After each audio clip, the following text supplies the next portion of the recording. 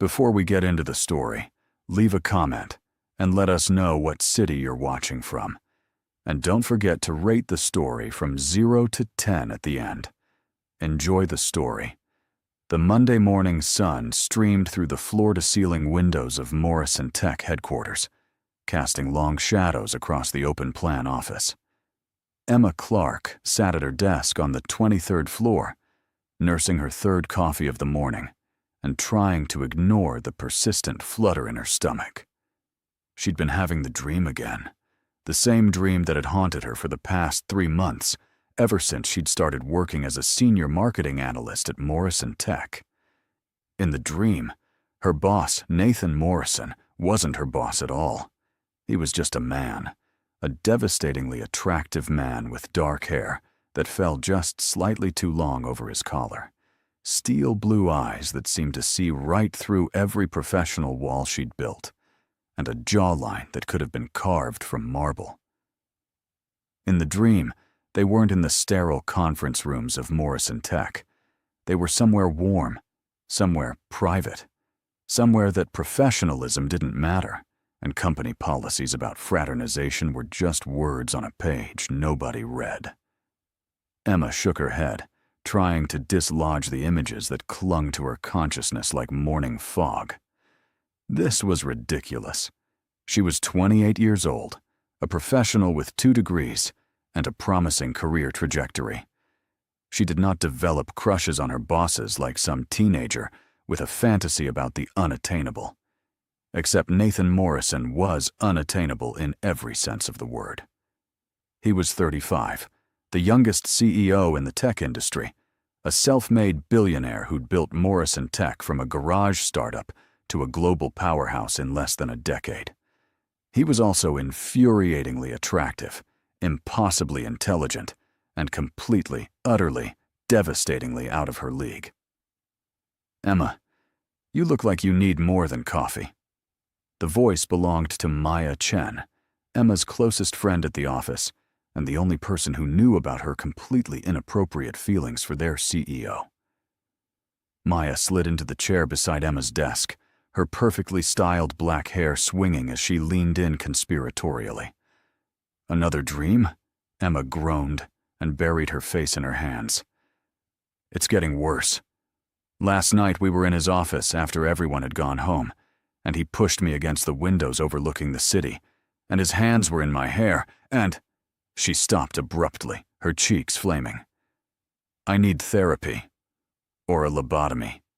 Maybe both." Maya laughed, the sound bright and completely unsympathetic. "What you need is to actually talk to the man. You've been working here for 3 months, and the longest conversation you've had with him is about quarterly projections. How do you expect anything to happen if you can't even maintain eye contact for more than 5 seconds? "Nothing is supposed to happen," Emma hissed, glancing around to make sure no one was listening. "He's my boss. There are policies, rules, very clear, very explicit rules about relationships between superiors and subordinates. Also, he probably doesn't even know I exist beyond being the person who makes his marketing reports look pretty." "He knows you exist," Maya said, her voice dropping to a whisper. "I've seen the way he looks at you when you're presenting in meetings, like he's actually interested in what you're saying, not just waiting for his turn to talk." Emma wanted to believe her, but hope was a dangerous thing in the corporate world. She'd seen what happened to people who mixed business with pleasure. They ended up transferred to different departments, or worse, looking for new jobs while nursing broken hearts and damaged reputations.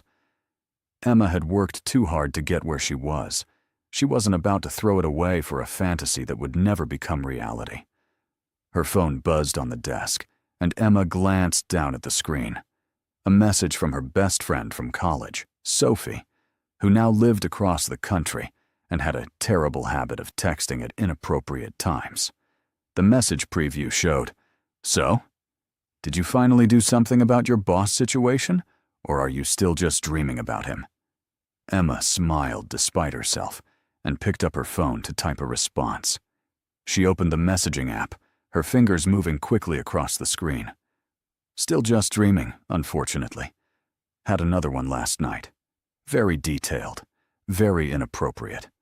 Very much not happening in real life because I value my career and my sanity. She hesitated, then added more detail, the kind of detail she would only share with Sophie, who knew everything about her and judged nothing. Okay, but seriously, this dream was intense. We were in his office late at night, and he told me he'd been watching me for months, thinking about me, wanting me. He pushed me against his desk, his hands everywhere, his mouth on my neck, and I could feel how much he wanted me through his suit pants.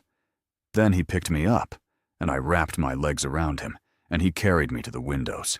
He pressed me against the glass, and I could see the whole city below us, while he kissed me, like I was the only thing in the world that mattered. His hand slid under my skirt, and Emma stopped typing, her face burning.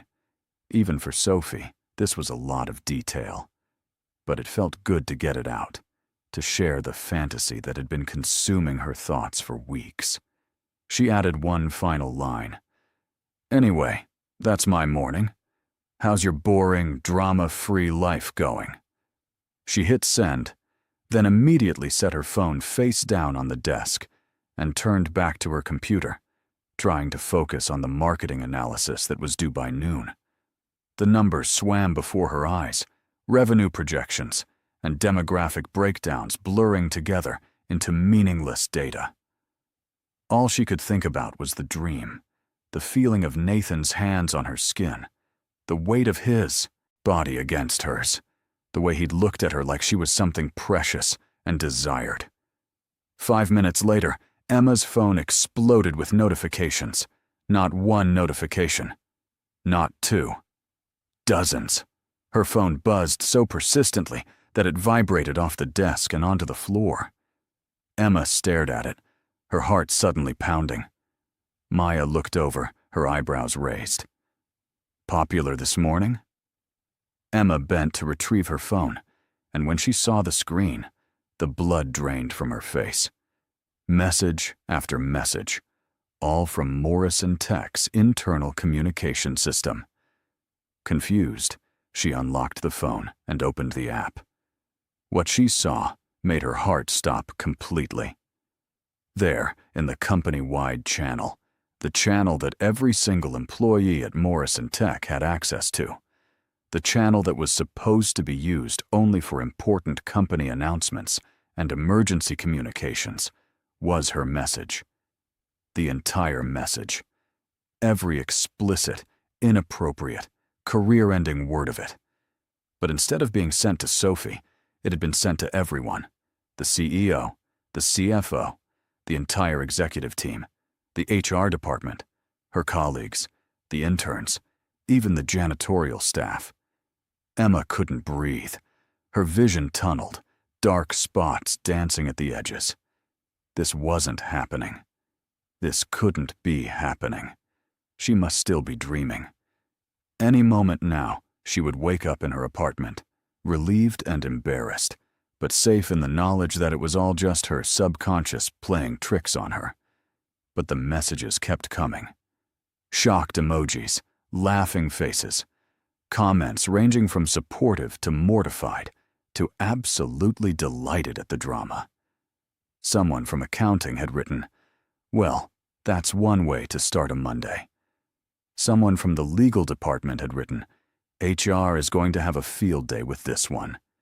And then, the message that made Emma's stomach drop through the floor. "Emma Clark, please report to the CEO's office immediately." The message was from Nathan Morrison himself. Maya grabbed Emma's arm, her face pale. "Oh my God! Emma, what did you do?" "I don't know," Emma whispered, her voice barely audible. "I thought I was texting Sophie.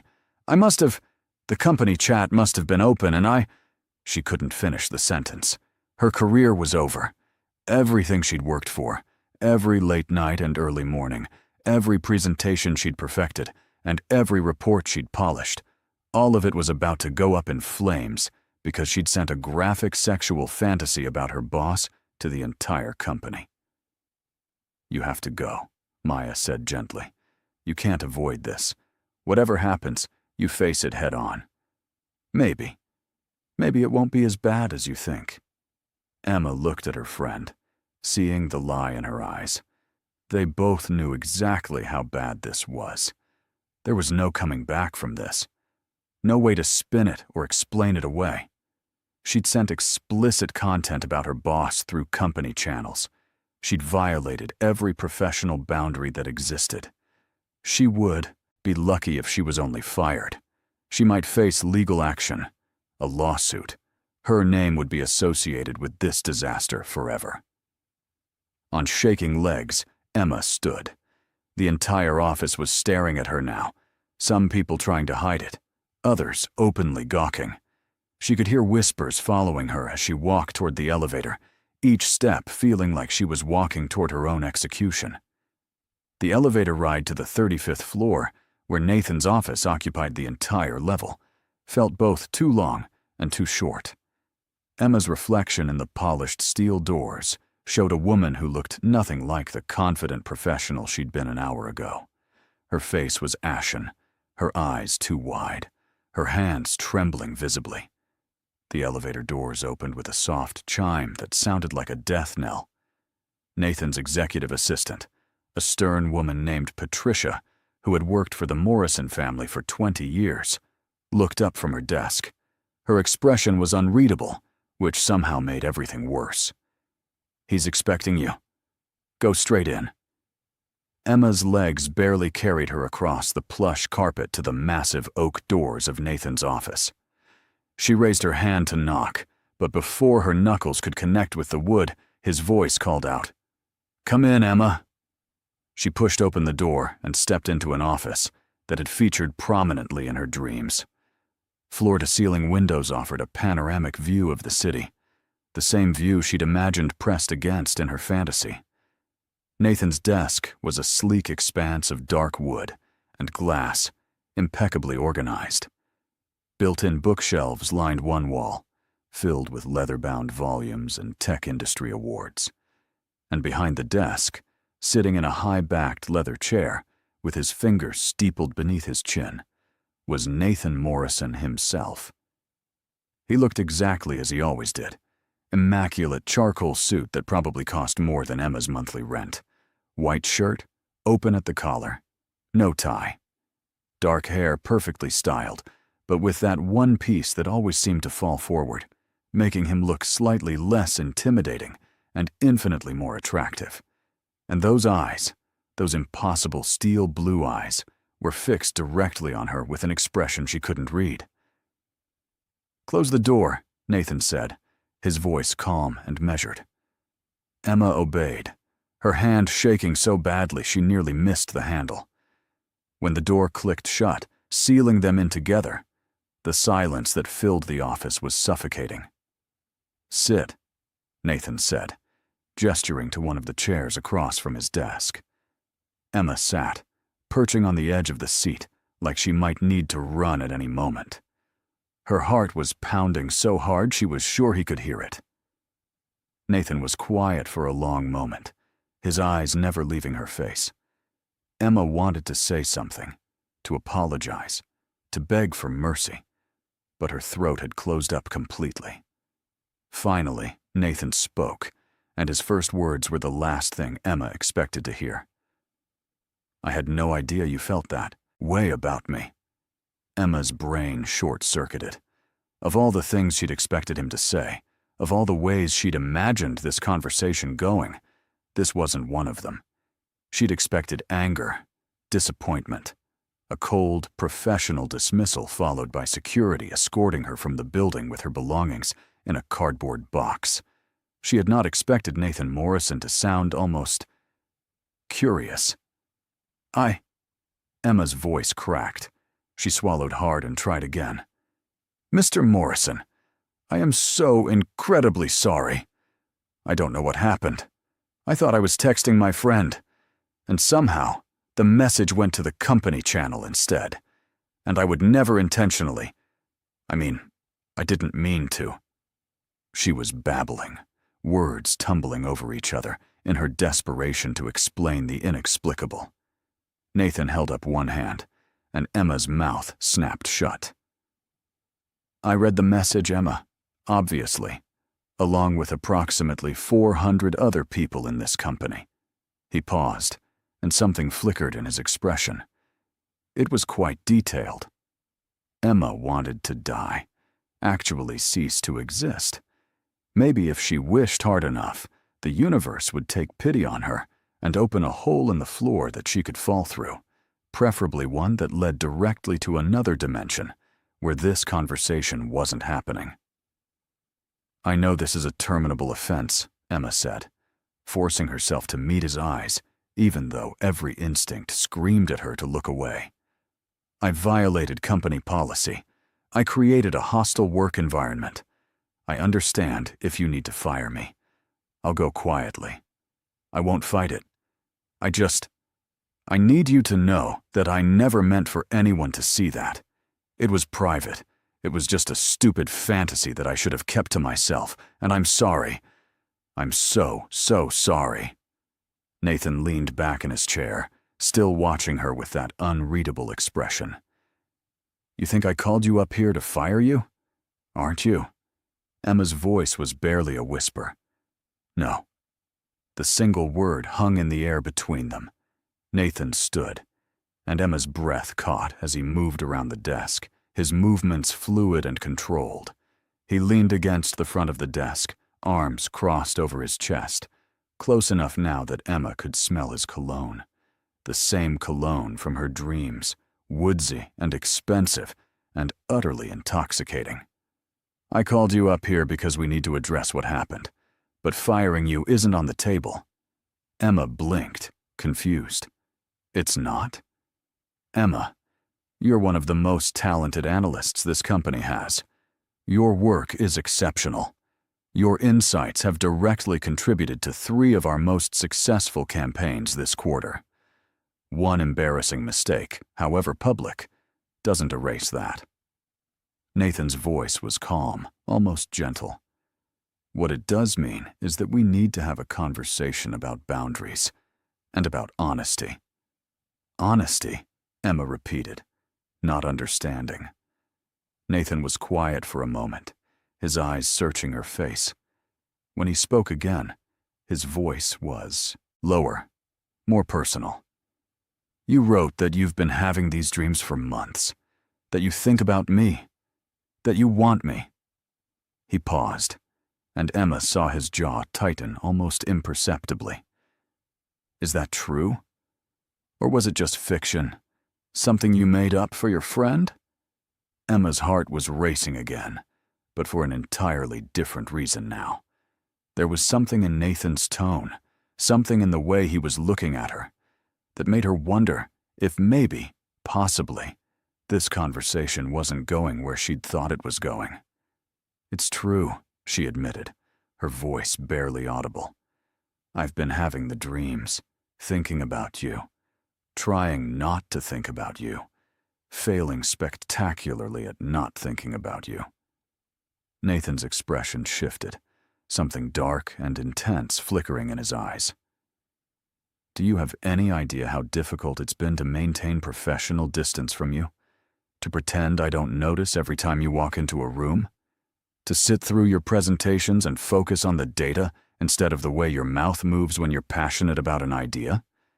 Emma stared at him, certain she'd misheard. "What?" "I noticed you the day you walked in for your interview," Nathan continued, his voice rough now, stripped of its usual professional polish. "You wore a gray suit and heels that made your legs look incredible, and you sat across from me in this very office and told me exactly why Morrison Tech's marketing strategy was outdated and what you would do to fix it.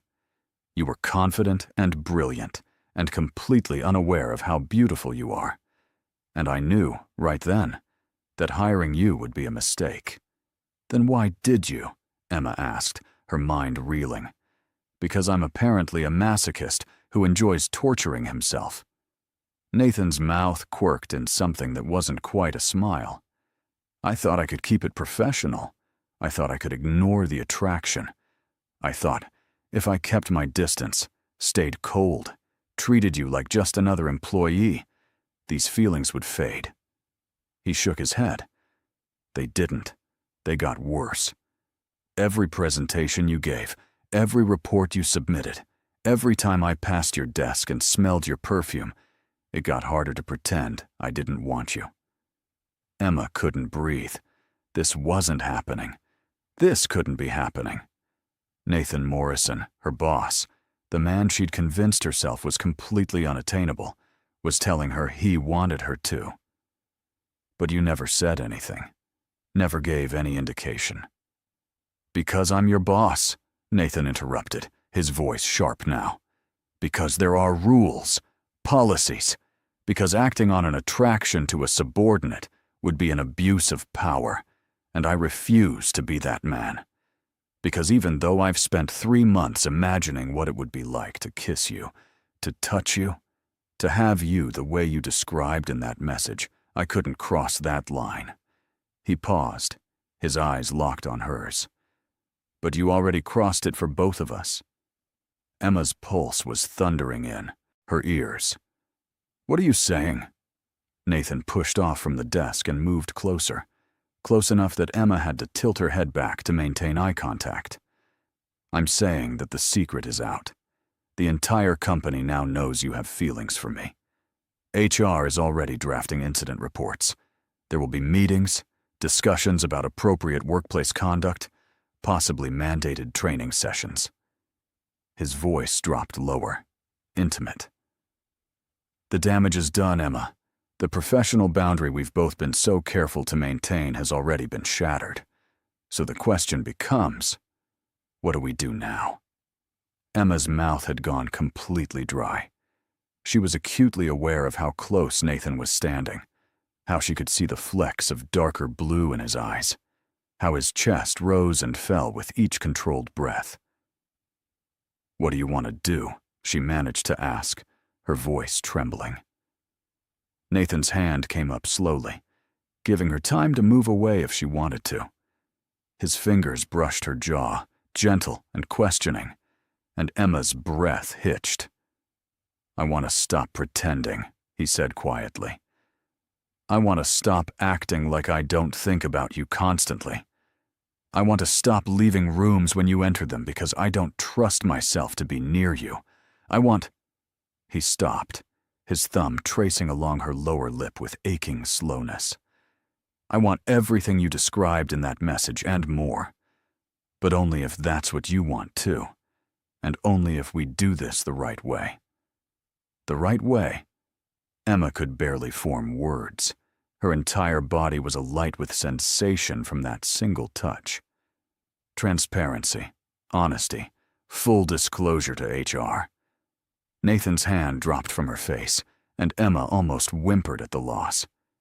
If we're going to do this, we do it properly. We document everything. We make sure there's no question of coercion or abuse of power. We probably need to restructure reporting lines, so you're not directly under my supervision. He paused, a slight smile playing at his lips. Metaphorically speaking. Despite everything, Emma felt a shocked laugh bubble up in her throat. Did you just... I did, Nathan confirmed, his smile widening. I'm not always cold and professional, Emma. You just haven't seen the other sides of me yet. His expression grew serious again. But I need to know this is what you want. Not just in fantasy. Not just in dreams. In reality, with all the complications that come with it. Because once we cross this line, there's no going back. Everyone will know. There will be talk. Judgment. Some people will assume you slept your way to success, regardless of how talented you actually are. It won't be easy. Emma stood, her legs somehow steady despite the adrenaline coursing through her system. She was nearly eye level with Nathan in her heels, close enough to feel the heat radiating from his body. I've spent 3 months trying to convince myself these feelings would go away, that I was being ridiculous and unprofessional and foolish, that you were unattainable and I needed to focus on my career and forget about impossible fantasies. She took a breath, gathering her courage. But they didn't go away. And after today, after sending that message to the entire company and facing the most humiliating moment of my professional life, I realized something. I'm already dealing with the complications. I've already faced the consequences. So yes, Nathan, this is what I want. You are what I want. Reality, complications, and all. For a moment, Nathan just looked at her, his eyes searching her face like he was memorizing every detail. Then he moved, closing the small distance between them, and Emma's back hit the edge of his desk.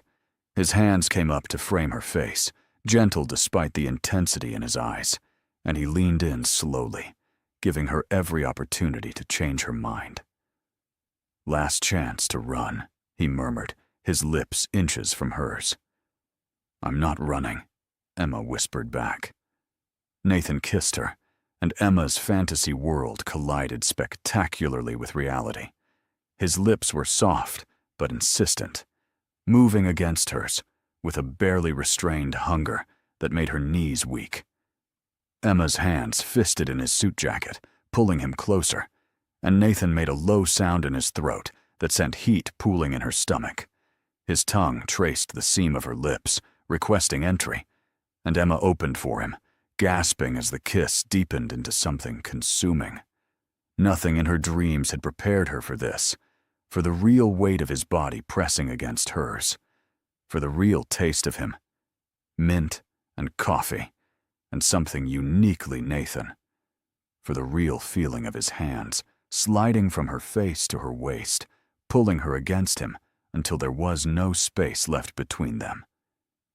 Emma could feel his heart pounding against her chest, as rapid as her own, could feel the tension in his muscles as he held himself back from taking more than she was offering. When they finally broke apart, both breathing hard, Nathan rested his forehead against hers. He seemed at a loss for words, which Emma found oddly endearing. Better than the dream, Emma finished, her voice shaky. Definitely better than the dream. Nathan laughed, the sound low and rich and completely unguarded. We should stop. We need to go to HR, file the appropriate paperwork, make this official before we... He stopped, his eyes darkening as they dropped to her lips. Before I do things that are definitely not appropriate for the office. Emma knew he was right. They needed to do this properly, by the book, to protect both of them. But she'd spent 3 months denying herself what she wanted, and now that she'd had a taste of it, stopping felt impossible. What if we went to HR right now, filed whatever paperwork needed to be filed, made everything official and above board? She paused, her heart racing, and then came back here? Nathan's grip on her waist tightened. Emma, I know it's crazy, Emma said quickly. I know we should take this slow, be sensible, not rush into anything. But I've been sensible my entire life, Nathan. I've followed every rule, checked every box, done everything I was supposed to do. And then this morning, I accidentally sent my deepest fantasy to 400 people, and my career should be in shambles. But instead, I'm standing here with you, and you're telling me you want me to. She met his eyes, letting him see the want in hers. I don't want to be sensible anymore. Not about this. Not about you. Nathan was quiet for a long moment, conflict clear in his expression. Then he made a decision. He stepped back, putting distance between them, and Emma felt the loss like a physical ache. But when he spoke, his voice was firm with resolve. Come with me. We're going to HR right now. We're going to do this right. He held out his hand to her. And then, Emma Clark, I'm going to take you to dinner. A real dinner. At a real restaurant. Where I can get to know you outside of spreadsheets and presentations. Where we can talk like two people who are interested in each other, not like boss and employee. And if, after that, you still want this, Want me? Then we'll see where the night takes us." Emma took his hand, feeling the calluses on his palm despite his executive position, and let him lead her toward the door. But before they reached it, Nathan paused, turning back to her with an expression that was part amused, part concerned. "You realize the moment we step out of this office, we're going to face the entire company. Everyone who read that message. They're all going to be watching us, talking about us, making assumptions." Emma squared her shoulders, drawing on reserves of courage she hadn't known she possessed. "Let them watch. Let them talk. They've already read the most intimate details of my fantasy life. What's left to hide?" Nathan's smile was genuine now, transforming his usually stern features into something breathtaking. "You're remarkable, you know that?" He squeezed her hand gently. "Let's go face the music." They opened the office door together, and Patricia looked up from her desk, her usually impassive face showing something that might have been surprise or approval or both. "Mr. Morrison, your 10 o'clock meeting has been waiting in the—" She stopped as she registered their joined hands. Her eyebrows rose fractionally. "Should I cancel your morning appointments?" "Yes," Nathan said without hesitation. "Clear my schedule for the rest of the day. And Patricia." He paused. "Thank you. For everything." The older woman's expression softened. "It's about time, sir," she said quietly, then returned to her computer as if nothing unusual had happened. The elevator ride down was silent, but Emma could feel the energy crackling between them, a mixture of anticipation and nervousness and possibility.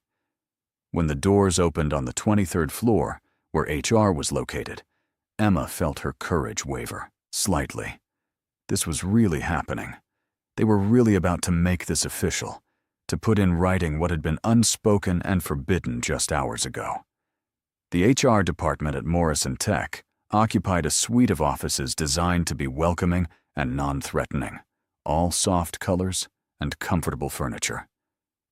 The director of HR, a sharp-eyed woman named Margaret Foster, who'd been with the company since its early days, looked up as Nathan and Emma entered. Her expression shifted from polite curiosity to knowing understanding in the space of a heartbeat. "Mr. Morrison. Ms. Clark." Margaret's voice was neutral, professional. "I was expecting to hear from one or both of you today." Her eyes flicked to their still joined hands. "Please, sit down. We have some things to discuss." For the next 45 minutes, Emma lived through what could only be described as the most professionally humiliating and simultaneously liberating experience of her life. Margaret walked them through company policy regarding workplace relationships, the necessary disclosures, the documentation required to ensure everything was consensual and above board. She asked questions that made Emma's face burn, but that she answered honestly, with Nathan's hand solid and reassuring in hers. "The message this morning was sent in error," Emma explained for the third time. "It was meant for a friend outside the company. It was private, never intended to be seen by anyone at Morrison Tech." "But the content of the message was accurate?" Margaret asked, her pen poised over her notepad. "These feelings you expressed, they're genuine." Emma nodded, refusing to look away, even though every instinct screamed at her to hide. "Yes, they're genuine. I've been attracted to Mr. Morrison since I started working here. I've never acted on those feelings. I've maintained complete professionalism. This morning was an accident, a horrible, mortifying accident." "And you, Mr. Morrison?" Margaret turned her attention to Nathan. "What is your position on this situation?" Nathan's thumb stroked across Emma's knuckles, a small gesture of support. "I reciprocate Ms. Clark's feelings. I have for some time. I've also maintained appropriate professional boundaries, understanding my position of authority and the potential for abuse of power. But given that the situation is now public knowledge, and given that both parties are interested in pursuing a relationship, I feel I believe the best course of action is full transparency and restructuring to eliminate the power dynamic. Margaret made notes, her expression thoughtful. Ms. Clark would need to be reassigned. She can't report directly to you if you're in a romantic relationship. I recommend transferring her to the creative department under Director Peterson. Her skill set would be valuable there, and it removes the direct supervisory relationship. She looked up, meeting Emma's eyes. Would that be acceptable to you, Ms. Clark? Emma felt a flutter of anxiety. She'd worked hard to get where she was, had built relationships on her current team. But she also knew Margaret was right. This was the only way to make it work, without ethical concerns. Yes, she said firmly. That's acceptable. Good. Margaret made more notes, then looked between them seriously. I need to be clear about something. This documentation protects the company and both of you. But it doesn't protect you from gossip. Doesn't stop people from making assumptions or judgments. Some of your colleagues will assume the relationship started before today, regardless of what you say. Some will assume Ms. Clark is receiving preferential treatment. There will be comments, speculation, potentially even resentment. She paused. Are you both prepared for that? Nathan and Emma exchanged a look, and Emma saw the same determination in his eyes that she felt in her chest. They answered simultaneously. Yes. Margaret's stern expression softened into something almost like a smile. Then I'll process the paperwork immediately. The transfer will be effective tomorrow. As for the message this morning, I'll be sending a company-wide communication reminding everyone of our policies regarding harassment, privacy, and appropriate workplace conduct. What happened was an accident, but it sparked a teachable moment about digital communication and professional boundaries. She stood, signaling the meeting was over. Mr. Morrison, Ms. Clark, I wish you both the best. And please, try to keep the rest of your relationship off the company communication channels. Emma felt her face flame red, but Nathan just laughed, the sound free and unguarded. I think we can manage that. They left the HR office hand in hand, and as they walked through the building, Emma felt eyes following them. Whispers started in their wake. Phones appeared to capture the moment. By the time they reached the lobby, Emma was certain that every single person in Morrison Tech knew that their CEO and the woman who'd sent that infamous message were now officially together. So, Nathan said as they stepped out into the afternoon sunshine, we've done the responsible thing. We've filed the paperwork, made it official, ensured everything is ethical, and above board. He turned to face her, his eyes dancing with something that looked like mischief. Now, Emma Clark, would you like to have lunch with me? As two people who are free to explore whatever this is between them, without policies and protocols standing in the way. Emma felt a smile break across her face, genuine and unreserved. I would love to have lunch with you. Then a thought occurred to her, and she bit her lip. But Nathan, it's only noon. Don't you have work? Meetings and calls and CEO things that can't just be canceled. Nathan pulled out his phone and typed something quickly. A moment later, he slipped it back into his pocket and gave her a look that made her stomach flip. I just promoted my COO to handle operations for the rest of the day. One of the benefits of being CEO is occasionally being able to delegate when something more important comes up. He stepped closer, his voice dropping to that low, intimate tone that made Emma's skin tingle. And Emma, getting to know you, really know you, outside of conference rooms and quarterly reports, that's definitely more important. They walked to Nathan's car, a sleek black Tesla that whispered of wealth without being ostentatious. Nathan opened the passenger door for her, a gesture that felt both old-fashioned and perfect, and Emma slid into leather seats that probably cost more than her entire car. As Nathan pulled into traffic, Emma found herself studying his profile, the strong line of his jaw, the the way his hands gripped the steering wheel with easy confidence. "You're staring," Nathan said, amusement coloring his voice. "I'm allowed to now," Emma replied, surprised by her own boldness. "No more pretending I don't notice you. No more looking away when you catch me watching you in meetings." Nathan glanced over at her, something heated flashing in his eyes. "Good. Because I plan to stare quite a bit, too." He returned his attention to the road, but his hand found hers across the console, threading their fingers together. "Tell me something about yourself that isn't in your personnel file. Something real." Emma thought for a moment. "I wanted to be a writer when I was younger.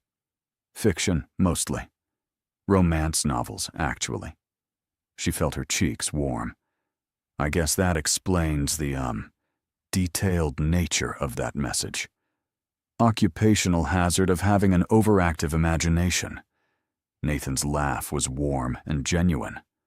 "So, I have your unfulfilled writing ambitions to thank for the most detailed fantasy anyone has ever had about me?" He squeezed her hand. "I'll have to send a thank you note to whatever prevented you from pursuing that career." "Student loans," Emma said dryly. "Student loans prevented me from pursuing that career. Turns out marketing analytics pays significantly better than aspiring novelist." "Fair enough." Nathan pulled into the parking lot of a small Italian restaurant tucked away on a quiet street, the kind of place that didn't look like much from the outside, but promised authenticity within. "But maybe you could write on the side, pursue both passions?" "Maybe," Emma said softly, touched that he'd remembered that detail, that he'd called writing a passion and not just a hobby.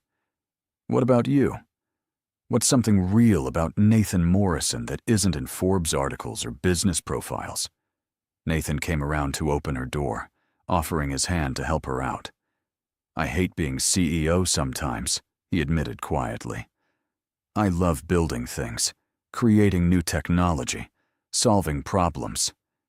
But the administrative side, the politics, the endless meetings about meetings. I'd rather be in the lab with the developers, actually making something." He held the restaurant door open for her. "But someone has to run the business side, and my father trusted me to do it right. So I do." They were seated at a corner table, private and intimate, with soft lighting and the smell of fresh bread and garlic filling the air. Emma watched Nathan across the table, seeing him in a completely new light. Not the cold, distant CEO she'd observed from afar, but a man with doubts and obligations and dreams he'd set aside for duty. "Your father," Emma said carefully. "The message mentioned him earlier, when we were talking to Margaret. Is he the reason you're so careful about rules and policies?" Nathan's expression shuddered briefly, then opened again, like he'd made a conscious decision to be honest. "My father built Morrison Tech from nothing. He was brilliant, driven, absolutely ruthless in business. He was also completely unethical in his personal life. Affairs with subordinates, using his position to coerce relationships, destroying careers when those relationships ended badly."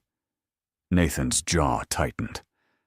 "I watched the damage he caused, the lives he ruined, the women who had to choose between their dignity and their livelihoods. When I took over, I swore I would never be like him, that I would never use my position that way, that every relationship, every interaction, would be above reproach." Emma reached across the table, covering his hand with hers. "That's why you kept your distance. Why you were so cold." "I was terrified," Nathan admitted. "Terrified that if I let myself get close to you, I'd cross lines I'd sworn never to cross, that I'd become the man I despised." He turned his hand over, palm up, and laced their fingers together. "But you were right earlier, about the damage already being done. The secret's out. Everyone knows how we feel. And I realized that by trying so hard not to be my father, I was denying myself the possibility of something real, something honest, Something that could actually be good if we do it right. The waiter appeared, and they ordered without really looking at the menu, both too focused on each other to care much about food. When they were alone again, Emma asked the question that had been building in her mind since they'd left the office. What happens now? After lunch, after we've made this official, after the gossip dies down. What does this look like? Nathan was quiet for a moment, considering. Honestly, I don't know. I've never done this before. Pursued someone openly, without hiding or pretending or maintaining distance. It's terrifying and exhilarating and completely uncharted territory. He met her eyes, his gaze steady and sincere. But I know what I want. I want to take you to dinner. Real dates where we dress up and talk for hours. I want to learn everything about you. Your favorite books and movies, and the songs that make you cry.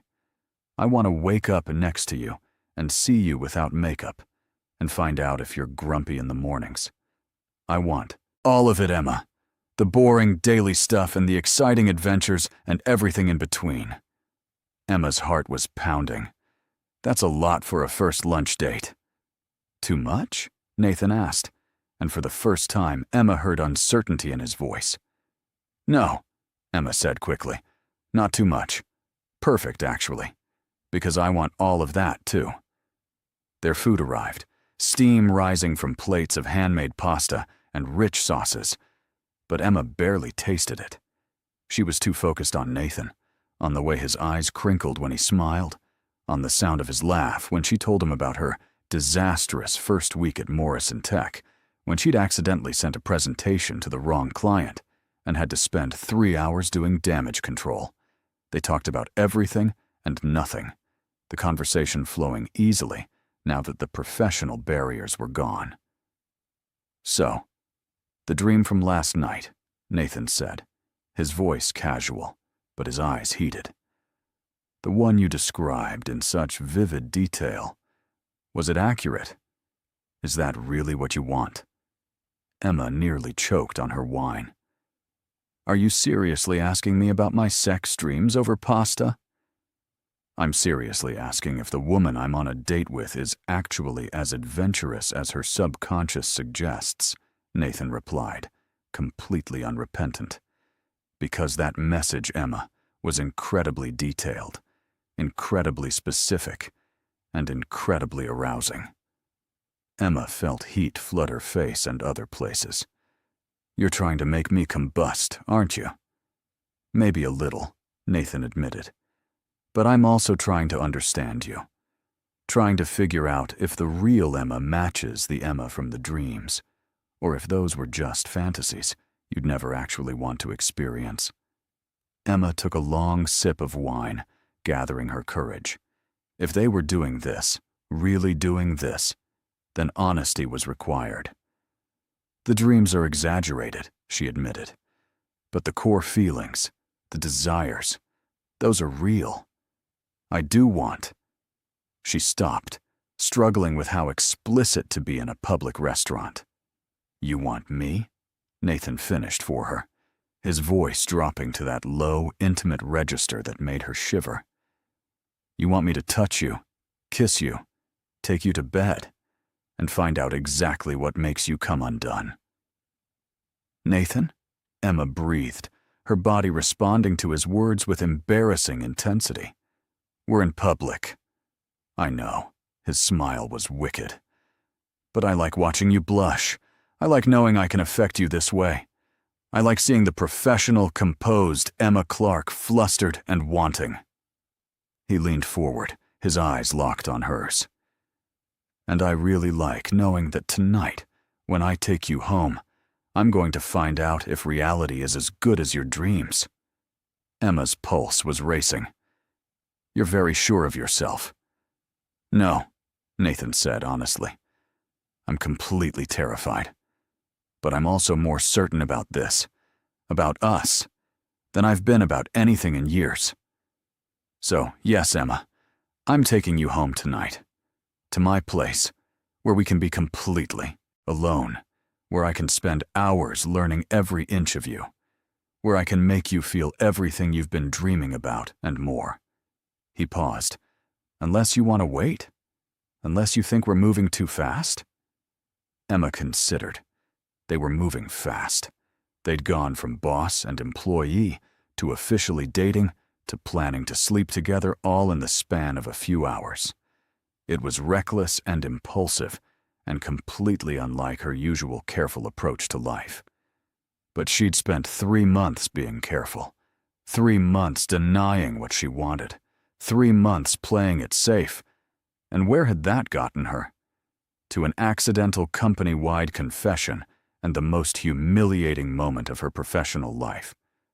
"I don't want to wait," Emma said firmly. "I don't want to be careful or sensible or worried about moving too fast. I want you, Nathan. Tonight. Now. As soon as we finish this meal, and you can get us somewhere private." Nathan's eyes darkened with want so intense it stole Emma's breath. "Check, please," he called to the waiter, his voice rough. The drive to Nathan's penthouse was charged with sexual tension, so thick Emma could barely breathe. Nathan's hand rested on her thigh, his thumb tracing absent patterns that were driving her slowly insane. Every traffic light felt like an eternity. Every turn brought them closer to the moment Emma had been fantasizing about for months, and now that it was actually happening, she felt nervous and excited and desperate all at once. Nathan's building was exactly what Emma expected. Luxury personified, with a doorman who nodded respectfully and an elevator that required a key card to access the penthouse level. As the elevator climbed, Nathan pulled Emma against him, his mouth finding hers in a kiss that was nothing like the controlled one in his office. This was hungry, demanding, a preview of what was to come. Emma's hands fisted in his hair, pulling him closer, and Nathan groaned against her mouth, the sound sending heat pooling between her thighs. The elevator doors opened directly into Nathan's penthouse, and Emma had a vague impression of floor-to-ceiling windows, modern furniture, and city lights before Nathan was kissing her again, walking her backward through the space. They left a trail of discarded items: his suit jacket, her blazer, his tie, her heels. By the time they reached what Emma assumed was his bedroom, they were both breathing hard, hands roaming, desperation building. Nathan pulled back, his chest heaving, his hair disheveled from Emma's fingers. "Last chance to change your mind," he said, his voice strained with the effort of holding back. "Once we cross this line, Emma, everything changes. Are you sure this is what you want?" Emma answered by reaching for the buttons of her blouse, slowly undoing them one by one while maintaining eye contact. Nathan watched, transfixed, as she revealed the lace bra beneath, as she let the blouse slide from her shoulders to pool on the floor.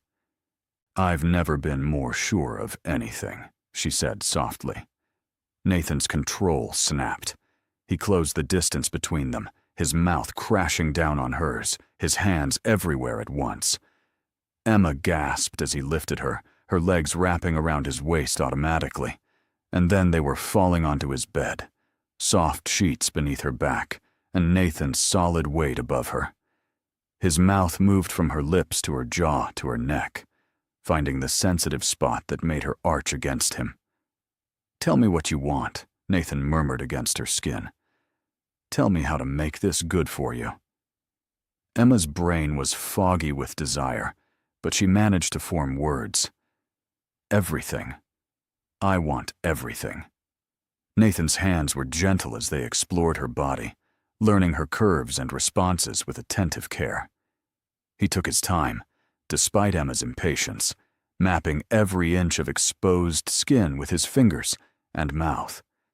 When he finally unclasped her bra and took her breast in his mouth, Emma cried out, her hands clutching at his shoulders.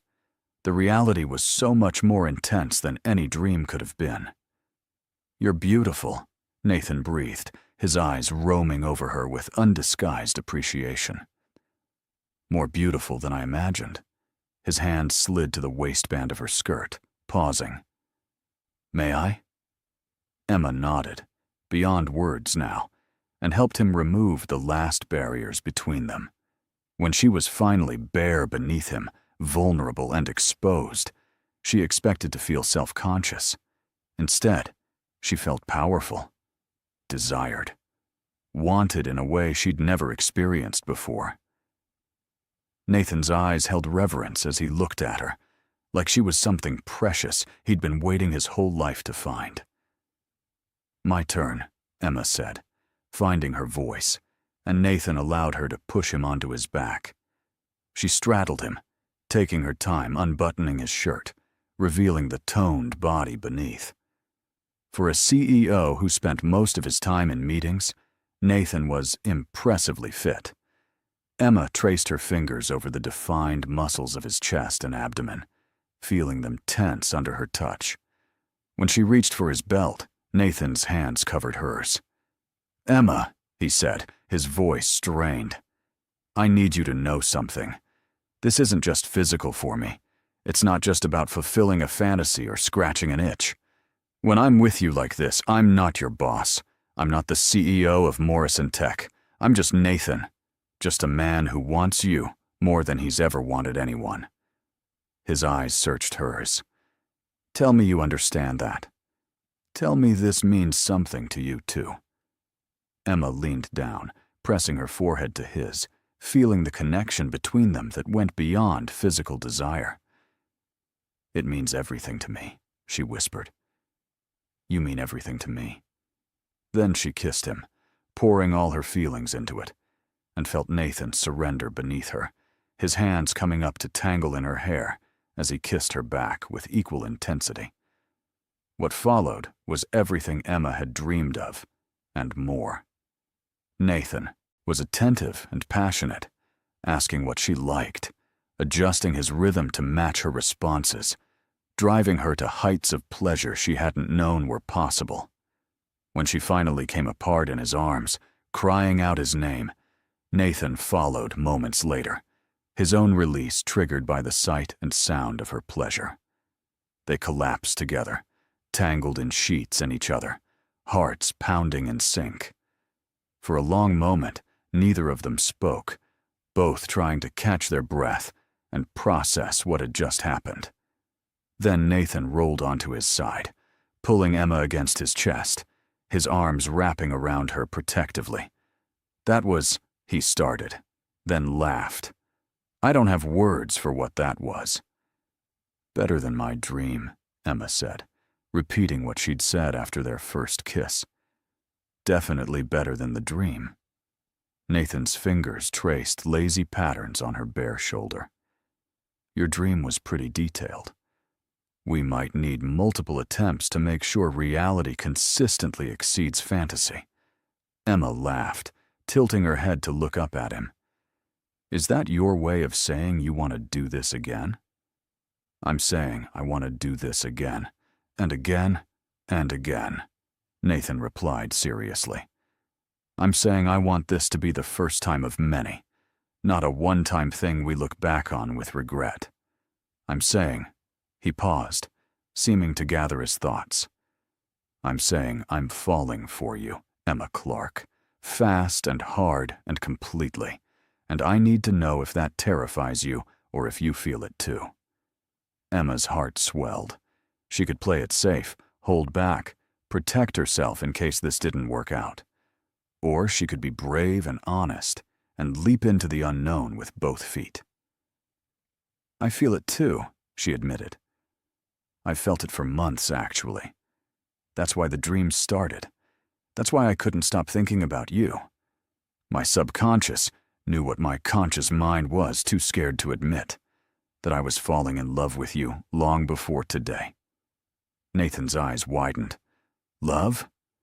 Emma felt panic flutter in her chest. Had she said too much? Moved too fast? Scared him off? But then Nathan was kissing her again, tender and deep and full of emotion that matched her own. "Say it again," he murmured against her lips. "I love you," Emma whispered, feeling the truth of it resonate through her entire being. "I love you, Nathan Morrison," even though it's crazy and fast and probably completely foolish. I love you." "It's not foolish," Nathan said fiercely. "And I love you too. I think I have since that first interview, when you told me everything that was wrong with my marketing strategy and made me fall a little bit in love with your brilliance and confidence." He pulled back to meet her eyes. "This is real, Emma. What we have, what we're building, it's real and worth fighting for. Worth dealing with the gossip and complications and whatever challenges come our way." Emma nodded, emotion thick in her throat. "So what happens now? Tomorrow, when I start my new position, when we have to face everyone at the company, what do we tell them?" "The truth," Nathan said simply. "That we're together. That it's serious. That anyone who has a problem with it can come talk to me directly." His smile turned slightly wicked. "And if anyone asks for details about how it started, we can always refer them to your very thorough message that's probably been screenshot and saved by half the company." Emma groaned and buried her face in his chest. "Don't remind me. That's going to haunt me forever." "On the contrary," Nathan said, tilting her chin up so she had to meet his eyes. "That message, as mortifying as it was, gave us both the push we needed to stop hiding and start being honest about our feelings. If you hadn't accidentally sent it, we might have spent months or years dancing around each other, never taking that leap. So in a way, that embarrassing mistake was the best thing that could have happened." Emma considered this perspective. He was right, in a strange way. The accidental message had been catastrophic, but it had also been catalytic. It had forced them both to confront feelings they'd been suppressing, to have conversations they would never have initiated otherwise, to take risks they'd been too cautious to take on their own. "I suppose there's something to be said for accidental honesty," she conceded.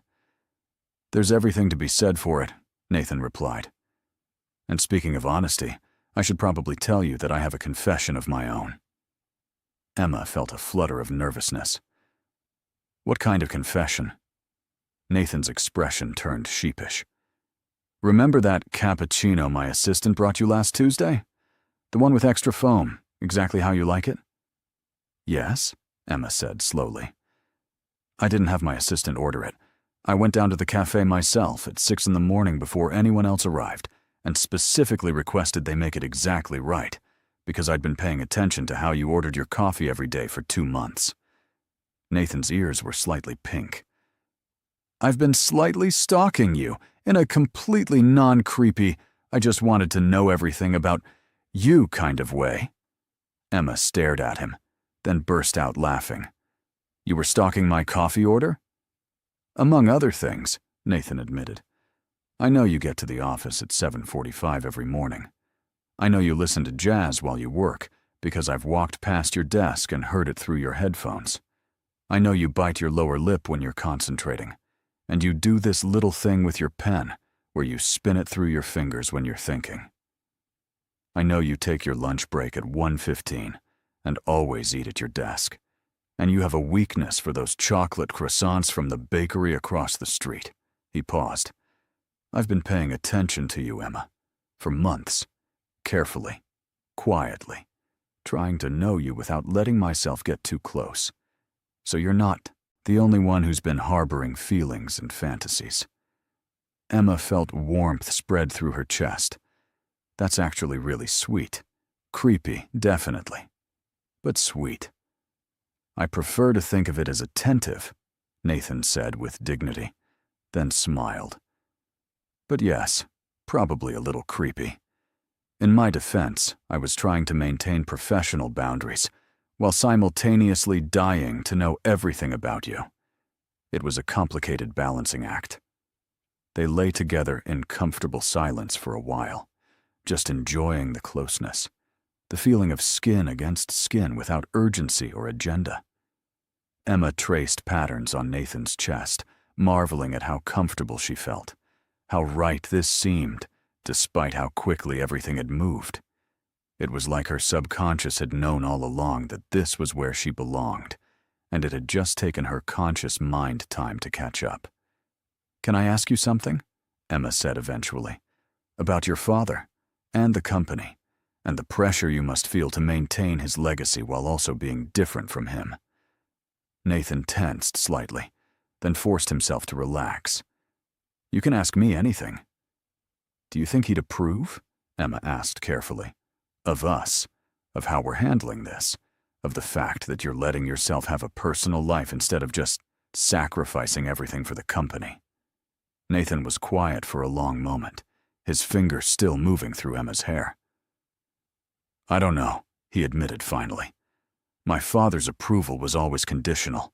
It was based on success, on growth metrics, and profit margins. He never asked if I was happy, never considered whether the sacrifices were worth it." Nathan's voice grew softer. "But I think maybe somewhere, under all that ruthlessness and ambition, there was a man who wanted to be happy too, who wanted connection and love, but didn't know how to have it without destroying it. So maybe he'd approve, or maybe he'd be jealous that I figured out how to have both the career and the relationship he could never manage." Emma kissed his shoulder, a gentle gesture of comfort. "For what it's worth, I think you're doing better than he did. You're choosing to do this right, to be ethical and honest. That takes strength." "You give me strength," Nathan said, meeting her eyes. "Today, when you admitted your feelings, when you refused to hide or be ashamed even after that message went out to everyone, you showed me what courage looks like. You made me want to be brave too, to stop hiding behind professional distance and just be honest about what I want." He cupped her face gently. "What I want is you, Emma. Not just tonight, but tomorrow and next week and next year. I want to build something real with you, something that lasts." Emma's eyes stung with unexpected tears. "I want that too. I want all of it." They made love again, slower this time, more tender. Nathan took his time, worshiping every inch of her body, whispering words of love and desire that made Emma feel cherished and beautiful and completely seen. When they finally climaxed together, it felt like a promise, a commitment to each other that went beyond words. Afterward, as they lay tangled together in Nathan's massive bed, Emma felt her phone buzzing persistently from somewhere in the pile of discarded clothes. "I should probably check that," she said reluctantly. "It could be important." Nathan groaned, but released her, watching appreciatively as Emma padded naked across his bedroom to retrieve her phone. She had 73 new messages. Most were from colleagues at Morrison Tech, ranging from congratulatory to confused to inappropriately curious. But there were also messages from Maya, increasingly frantic, asking if Emma was okay and where she'd disappeared to. "I need to tell Maya I'm alive," Emma said, climbing back into bed with her phone. She's probably imagining worst-case scenarios. "Tell her you're with me," Nathan said, pulling Emma back against his chest. "Tell her you're exactly where you want to be." Emma typed out a quick message to Maya. "I'm fine. Better than fine.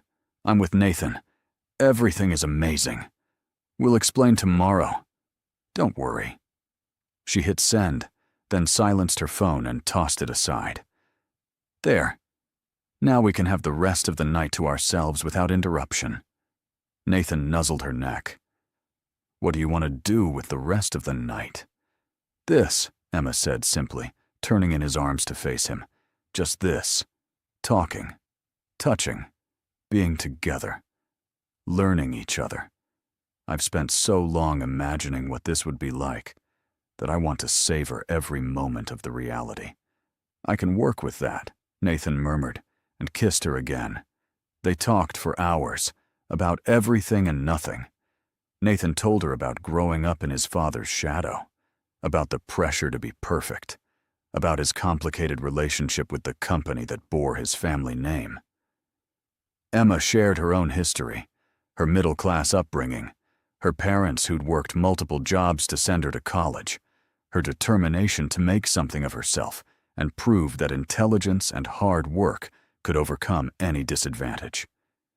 They discovered shared loves. Old movies, Thai food, hiking trails they'd both explored alone, but could now explore together. They found differences, too. Nathan was a morning person. Emma decidedly was not. Nathan loved classical music. Emma preferred jazz. Nathan was organized to the point of obsession. Emma thrived in controlled chaos. "We're going to drive each other crazy," Emma predicted, laughing as Nathan described his color-coded closet and alphabetized bookshelf. "Probably," Nathan agreed cheerfully, "but it'll be worth it." He traced her features with his fingertip, memorizing her face in the dim light. "I can't believe this morning you were just my incredibly talented analyst, who I admired from afar. And now you're here, in my bed, in my life, in my heart. It feels surreal. It feels right," Emma corrected. "Like everything before this was just prologue, and now the real story is finally beginning." Nathan's smile was soft and genuine. "I like that metaphor. You're good with words. Maybe you should pursue that writing dream after all." "Maybe I will," Emma said thoughtfully. "Maybe this whole experience would make a good story. Woman accidentally reveals feelings for boss. Disaster ensues. But somehow, it all works out." "You'd have to change the names," Nathan teased. "Protect the innocent and all that." "Are we innocent?" Emma asked, raising an eyebrow. Nathan's expression turned heated. "Definitely not." He pulled her closer, his hands beginning to roam again. "Want to be less innocent together?" Emma laughed but didn't protest as Nathan's mouth found hers again. They made love a third time, and Emma marveled at how different it was each time, how they were learning each other's bodies and preferences, building a physical vocabulary that was uniquely theirs. When they finally fell asleep, tangled together with the city lights, casting patterns across the bedroom ceiling, Emma felt a contentment she'd never experienced before. This was what she'd been missing, what she'd been searching for without even knowing it. Not just physical satisfaction, but emotional connection. Not just attraction, but partnership. Not just desire, but love. Emma woke to sunlight streaming through the floor-to-ceiling windows and the smell of coffee. She blinked, momentarily disoriented, then remembered where she was. Nathan's penthouse. Nathan's bed. Last night had been real, not another dream. She stretched luxuriously, feeling pleasantly sore in places that reminded her exactly how real it had been, and spotted a note on the pillow beside her. "Good morning, beautiful. I'm making breakfast. Come find me when you're ready. There's a robe in the closet and a new toothbrush in the bathroom. Take your time. We have all day." Emma smiled, touched by the thoughtfulness. She found the promised robe, soft cashmere that smelled like Nathan's cologne, and wrapped herself in it before venturing into the bathroom. It was as luxurious as everything else in the penthouse. Marble floors, a shower that could fit 6 people, a tub deep enough to swim in. Emma took advantage of the new toothbrush and washed her face, then studied her reflection. She looked different, softer somehow, happier, like something that had been tightly wound inside her for years had finally relaxed. She followed the smell of coffee and found Nathan in the kitchen, wearing only pajama pants and looking unfairly attractive as he flipped pancakes. "Morning," he said, his smile warm and intimate. "How did you sleep?" "Better than I have in months," Emma admitted, accepting the coffee he poured for her. "No dreams necessary when reality is this good." Nathan came around the counter and pulled her into his arms, kissing her thoroughly. "Good morning," he murmured against her lips. "I could get used to waking up with you." "Is that an invitation?" Emma asked, her heart skipping. "It's a statement of intent," Nathan replied. "I know it's fast. I know we probably should take things slower, establish boundaries, not rush into anything. But Emma, I'm 35 years old. I've dated plenty of women, had plenty of relationships that were fine, but never felt like this. I know what I want, and I want you. Here, in my space, in my life, as much as you're willing to give. Emma felt tears prick her eyes. I want that too. But Nathan, we just got together yesterday. People are going to think we're crazy if we move in together after one day. So let them think we're crazy, Nathan said simply. Let them talk and speculate and judge. I've spent my whole life worrying about what people think, about maintaining appearances, about doing what's expected. For once, I want to do what feels right instead of what looks right. And this, us, this feels more right than anything I've ever experienced. Emma thought about her small studio apartment, about coming home alone every night, about the loneliness she'd grown so accustomed to she'd stopped noticing it. Then she thought about what Nathan was offering: partnership, companionship, love. It was fast. It was reckless. It was absolutely terrifying. It was also exactly what she wanted. Okay, she said softly. Let's be crazy together. Let's move too fast and scandalize everyone and do what feels right instead of what looks sensible. I'm in, Nathan. Completely. Utterly in. Nathan's smile was blinding. He kissed her again, deeper this time, and Emma felt something settle inside her, a sense of rightness and home. They ate breakfast together, planning and dreaming and laughing. Nathan called his assistant to clear his schedule for the entire week. Emma texted Maya a longer explanation, bracing herself for her friend's reaction. The response was immediate. What? You slept with him? On the first day? Are you insane? I love it! Tell me everything! The week that followed was a blur of happiness and adjustment. Emma moved her essentials to Nathan's penthouse, though she kept her apartment for now, both of them acknowledging that some caution was still prudent. She started her new position in the creative department, where Director Peterson welcomed her warmly and made it clear that her skills were valued regardless of her relationship with the CEO. The gossip at Morrison Tech was intense, but gradually died down as people realized that Emma and Nathan were genuinely together, genuinely serious, and genuinely uninterested in providing additional fodder for the rumor mill. Maya became Emma's confidant and ally, running interference when people got too nosy, and providing reality checks when Emma's happiness made her oblivious to office politics. People are mostly fine with it, Maya reported over lunch one day. There are a few bitter souls who think you got lucky or slept your way to success, but they're outnumbered by people who think it's romantic. You're like the company's real-life rom-com.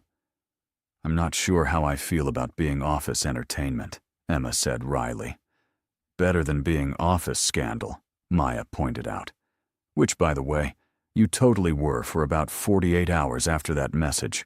The fact that you and Nathan handled it so well, were so honest about everything, it actually won people over. You showed that you weren't trying to hide anything or manipulate anyone. That counts for a lot. Emma nodded, grateful for the perspective. She was learning that transparency really was the best policy. Whenever someone asked about her relationship with Nathan, she answered honestly. Yes, they were together. Yes, it happened quickly. Yes, they were happy. No, she hadn't received any special treatment. Yes, she'd been transferred to eliminate conflicts of interest. The more straightforward she was, the less room there was for speculation and gossip. Her relationship with Nathan deepened as they navigated the challenges of building a life together. They had their first fight 3 weeks in, a stupid argument about whose turn it was to do the dishes that escalated into a discussion about expectations and communication. Emma learned that Nathan internalized stress and needed space to process, while Nathan learned that Emma needed verbal reassurance and direct conversation. They apologized, talked it through, and emerged stronger for having weathered their first real conflict. Emma started writing again, encouraged by Nathan's support. She worked on a novel in the evenings, a romance about two people who found each other in unexpected circumstances and had to navigate the complications of public scrutiny and professional boundaries. Nathan read every chapter, offering feedback and encouragement, and Emma found joy in the creative process she'd abandoned years ago. 6 months into their relationship, Nathan took Emma back to the restaurant where they'd had their first official date. Over the same corner table with the same soft lighting, he pulled out a small velvet box. "I know it's fast," he said, echoing their conversation from that first morning. "I know people will think we're rushing, but Emma, I've never been more certain of anything in my life. You are my partner, my best friend, my love. You make me better. You make me braver. You make me want to be the man who deserves you. So I'm asking, will you marry me?" Emma didn't hesitate. "Yes," she said, tears streaming down her face. "Yes, absolutely, yes." The engagement caused another ripple of gossip at Morrison Tech, but by now Emma and Nathan had learned to weather such storms together.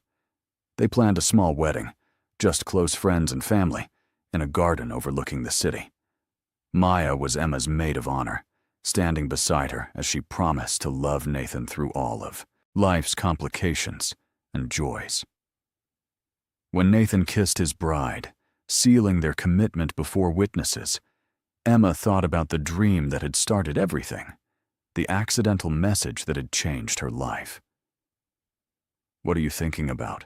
Nathan murmured as they danced their first dance as husband and wife. "That accidental message," Emma admitted. "The one that was supposed to ruin my career and ended up giving me everything I ever wanted." Nathan smiled, pulling her closer. "Best accident of my life," he said softly. "Though I'm still holding you to that fantasy, the one with the windows and the city lights and—" "Nathan Morrison," Emma interrupted, laughing. "We are at our wedding reception." "So?" Nathan's eyes were dancing with mischief. "We could sneak away. I happen to have reserved the honeymoon suite upstairs." Emma pretended to consider. "I suppose we could make a strategic exit, though people will definitely talk." "Let them," Nathan said, echoing words from so many months ago. "Let them talk and gossip and speculate. I have everything I need right here in my arms." Emma kissed him, not caring who was watching, not worried about propriety or appearances. She'd learned that the best things in life often came from unexpected places, from mistakes that turned into miracles, from dreams that became reality. She'd learned that love was worth the risk, worth the gossip, worth throwing caution to the wind and leaping into the unknown. "I love you," she whispered against his lips. "I love you too," Nathan replied. "My accidental confession, my deliberate choice, my forever." They did sneak away eventually, to the honeymoon suite, with its floor-to-ceiling windows overlooking the city. And if what happened there bore a striking resemblance to Emma's original dream, well, that was just one more secret between husband and wife. Some things, they decided, were meant to remain private, shared only between two people who had found each other against all odds and refused to let go. What did you think of their story? Share your thoughts in the comments. On a scale from 0 to 10, what's your rating? Subscribe to the channel and turn on notifications to follow all our stories, and check out more emotional stories by clicking on the end screen. 2 years later, Emma sat at her laptop in Nathan's home office, now officially their home office, putting the finishing touches on her first novel. The story of a woman who accidentally sent an explicit message to her entire company and ended up finding true love had been cathartic to write, even with changed names and altered details. Her publisher was enthusiastic, talking about marketing potential and possible series. Emma had never imagined her embarrassing mistake would become a career launching point, but life had a way of surprising her, Nathan walked in carrying 2 mugs of coffee, setting one beside her laptop. "How's the final chapter coming?" he asked, reading over her shoulder. He'd become her first reader, offering feedback with the same attention to detail he brought to business proposals. "Almost done," Emma said, leaning back against him as he stood behind her chair. "I'm trying to capture what it felt like, that moment when everything changed, when fear turned into courage and disaster turned into destiny." "You'll get it right," Nathan said confidently. "You always do." He pressed a kiss to the top of her head. "But take a break. I have news." Emma saved her document and swiveled to face him.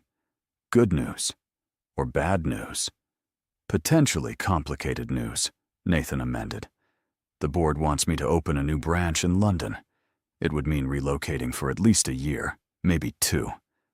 Emma felt a flutter of anxiety, then excitement. "London? That's huge! When would we leave?" "We?" Nathan raised an eyebrow. "You're not going to fight me on this? Remind me about your career, your position at Morrison Tech, the life we've built here." "My position can be done remotely," Emma said practically. "My novel can be written anywhere. And Nathan, we're partners. Where you go, I go. That's what we promised each other." She stood, wrapping her arms around his waist. "Besides, think of the inspiration. London romance, rainy walks, cozy pubs. My second novel practically writes itself." Nathan's smile was tender. "Have I mentioned lately that I love you?" "Not in the last hour," Emma teased. "You're slipping in your husbandly duties." "I love you," Nathan said dutifully. "I love your courage, your adaptability, your willingness to leap into the unknown with me. I love that you turned the worst day of your professional life into the best thing that ever happened to both of us. I love that you're still here, still choosing me, still choosing us. Always," Emma promised. They kissed, comfortable and familiar, yet still exciting, still filled with the passion that had sparked that very first time. When they pulled apart, Emma returned to her laptop, determined to finish the final chapter before dinner. She wrote about the couple in her story, finding their happy ending, about learning to be brave, about embracing accidents and mistakes as opportunities for growth. She wrote about the power of honesty, the importance of transparency, the beauty of building something real in a world that often valued appearance over substance. When she finally typed "the end," she felt a sense of completion, of having come full circle from that mortifying Monday morning to this moment of contentment and success. "Finished?" Nathan asked from where he'd been reading nearby. "Finished," Emma confirmed. She sent the manuscript to her editor, then closed her laptop with finality. "What do you want to do tonight? We could go out, or stay in, or—" "Actually," Nathan interrupted, a mysterious smile playing at his lips. "I have a surprise for you." He pulled out his phone and showed her a booking, confirmation. "Remember how you wrote about that couple going to Paris for their anniversary? I thought we could do that. Next month, long weekend, just the 2 of us." Emma's eyes filled with happy tears. "You remembered that detail from the manuscript?" "I remember everything you write," Nathan said simply. "Just like I remember everything you say, everything you dream, everything you want. Taking care of you, making you happy. That's not a duty, Emma. It's my greatest privilege." They spent the evening planning their Paris trip, dreaming about croissants and wine, and wandering cobblestone streets hand in hand. Later, as they prepared for bed, Emma caught sight of her reflection in the bathroom mirror and marveled again at how different she looked from that nervous woman who'd sat at her desk 2 years ago, terrified her life was over. That woman had been so afraid of risks, so worried about rules, so convinced that staying safe was more important than being happy. She was grateful to that woman for being brave when it mattered, for not running away, for choosing honesty over comfort and love over caution. Every challenge they'd faced, every judgment they'd endured, every complication they'd navigated, it had all been worth it for this. A partnership built on mutual respect, a love that grew deeper every day, a life filled with joy and possibility. "Coming to bed?" Nathan called from the bedroom. "Coming," Emma replied, smiling at her reflection one more time before turning off the light. As she slid into bed beside her husband, into the life they'd built together, she thought about all the people who'd told her the relationship would never last, who'd predicted disaster and heartbreak and professional ruin. She thought about the original message, still saved somewhere in the company's servers, a permanent record of the day everything changed. She wouldn't change any of it. Not the embarrassment, not the gossip, not the fear or the uncertainty.